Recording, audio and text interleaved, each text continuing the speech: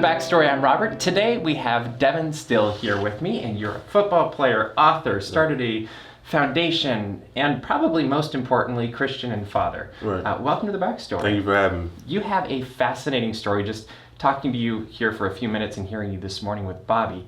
You started in Delaware, then end up playing football all over the place, end up in Texas. Right.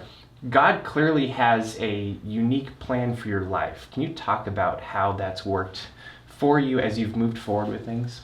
Yeah, so I think that God is really, ordering my steps in my life right now, using the struggles that I faced in my life as far as all the injuries I went through, growing up in the environment that I grew up in, and of course my daughter battling cancer. He's really given me a playbook that I really try to give to people to help them overcome their struggles and stay in the game.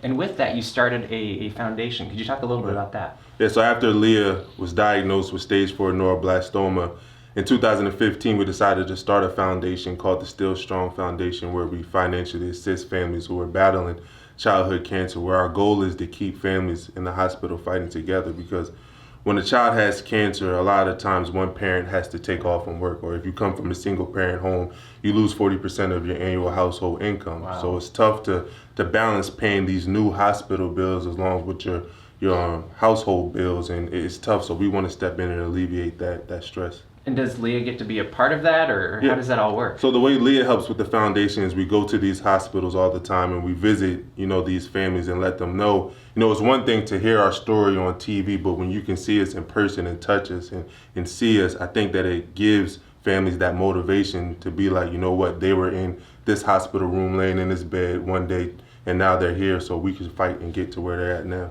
That's got to be kind of fun to give that hope too, Yeah, I would think. it is. So you wrote Still in the Game. This is your book. Writing a book, I would think, is a bit different than playing football or starting a nonprofit organization. But what's that process like?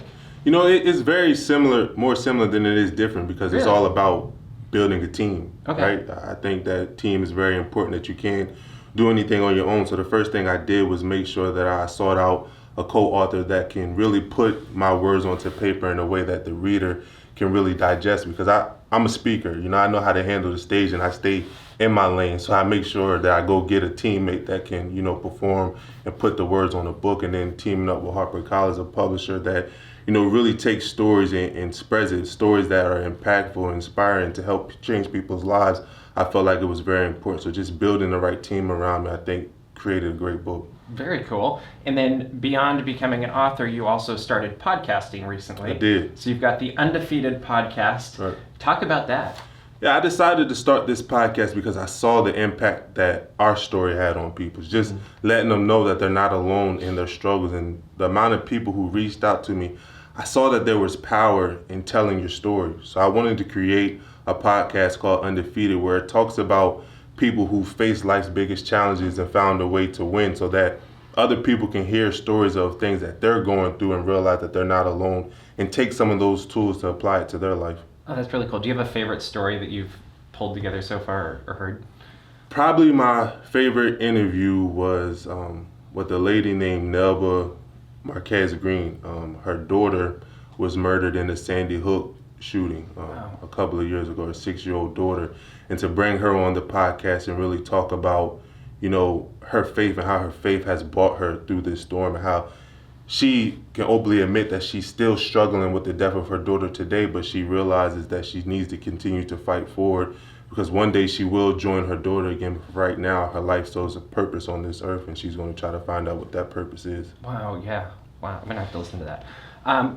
So you've been through a lot as a family. Talk about all of these storms. What has that done for you guys as you've faced these and had God really lift you? Yeah, we've been through some tough storms, and I was actually talking to some of my followers on Instagram, I believe it was a couple of days ago, where, sometimes when we go through a storm, we look to blame God for that storm, right? And I've been a victim of that mindset plenty of times in my life, but I really feel like, we serve a God that is not reactive, but he's proactive. And what I mean by saying that is, when the enemy sends things your direction to break you, God has already sent something to heal you a long ways before, right? And we have to understand that sometimes those things that God sends looks like storms, but they're not meant to break you. They're meant to build you up. You know, for me, those storms look like me losing my football career, right?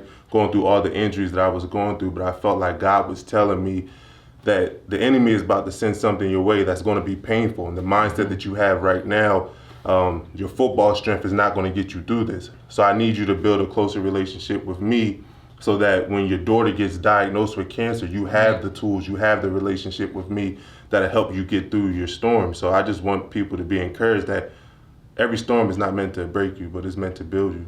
That is really cool. So the last question on the backstory is always the most difficult one.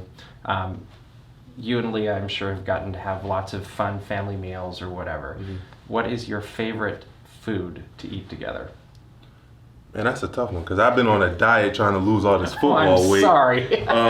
It would probably, for us, it would be pizza because I eat chicken 3 times a day, every single day. So whenever we have a chance to just order some pizza, sit back and watch a movie, we always do that. And what do you get on your pizza? Pepperoni. She likes pineapples for some reason. I don't really understand that, but we only put that on half the pizza so she can enjoy I'd be that. with you. Yeah, I can't do that. Well, thank you so much for being on the backstory. If you want more information about all that you're doing, stillstrongfoundation.org, is that the best place to go? Well, that's for the foundation. In order to really find out some of the things that we have going on, especially book, they can visit stillinthegamebook.com. Stillinthegamebook.com. Yep. So make sure you go to that website and also check out Hour of Power to see Devon's interview with Bobby Schuller.